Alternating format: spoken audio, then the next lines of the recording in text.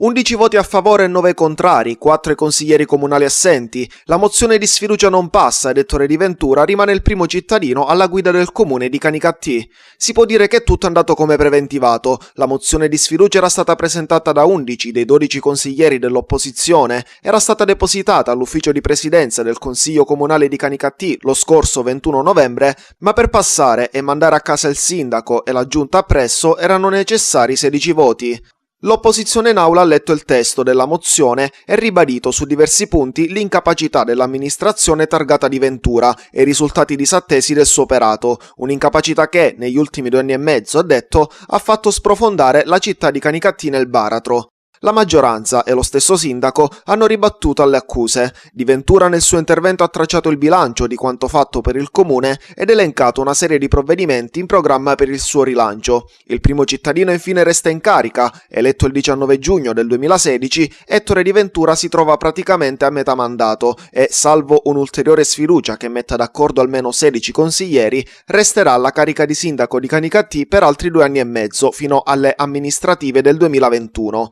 Con questa mozione, che pur non è passata, è chiaro però che quasi la metà dei 24 consiglieri comunali canicattinesi è posta in aperta antitesi con il primo cittadino. È chiaro che ci sono stati durante questi 2 anni e mezzo degli errori commessi, ne abbiamo preso chiaramente atto, ma è altresì chiaro che in questi 2 anni e mezzo abbiamo cercato di rimettere a posto il comune, partendo da una ricognizione della situazione debitoria ormai chiara e chiara a tutti, dalle conseguenze molto gravi, ma prendendo spunto anche dal fatto che tutto il Consiglio Comunale nella sua interezza responsabilmente in questi anni ha approvato dei documenti che faccio riferimento ai bilanci di previsione, ai conti consuntivi, al piano triennale delle opere pubbliche, cioè tutta una serie di adempimenti, tra i quali anche il piano di riequilibrio, l'adesione al piano di riequilibrio finanziario, che testimoniano come lavorando tutti insieme si possono raggiungere risultati e si può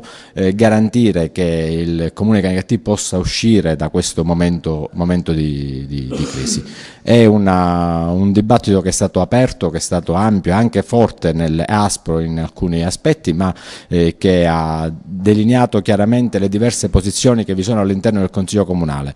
La cosa che è emersa tuttavia è il grande senso di responsabilità da parte di tutti i consiglieri comunali a portare avanti questa iniziativa, questo mandato elettorale fino alla fine, perché soltanto alla fine si potranno poi trarre i risultati, si potranno trarre le condivisioni attraverso le quali si potrà dire se abbiamo operato bene o abbiamo operato male. Adesso si pensa alle feste natalizie di fine anno, nel 2019 si vedrà, anno nuovo, giunta nuova. Il rilancio dell'azione amministrativa era stato già richiesto, era stato già anticipato, ne abbiamo discusso. È chiaro che serve appunto un rilancio, serve magari migliorare la comunicazione tra l'amministrazione e i cittadini, nel senso di comunicare meglio quello che facciamo, cosa non facciamo e le ragioni per le quali molte cose non vengono fatte. Quindi è necessario un cambio di passo e stiamo lavorando anche a questo.